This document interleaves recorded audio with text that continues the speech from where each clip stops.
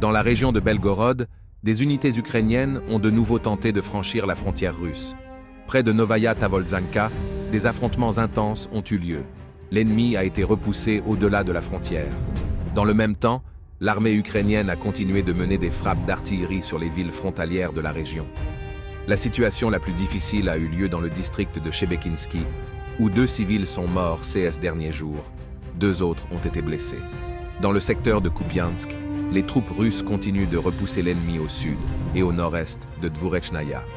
Des détachements russes ont traversé la rivière Oskol et ont pris le contrôle de Novomlinsk, établissant une nouvelle tête de pont sur la rive ouest.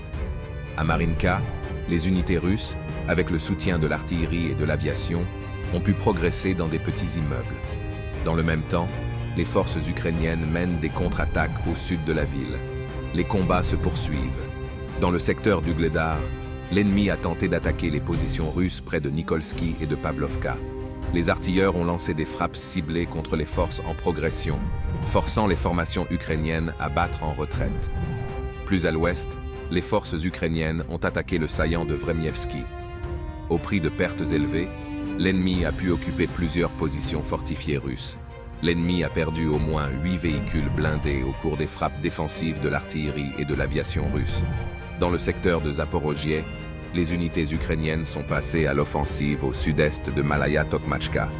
Les unités russes ont réussi à contenir l'assaut ukrainien, empêchant les assaillants de pénétrer profondément dans leur position.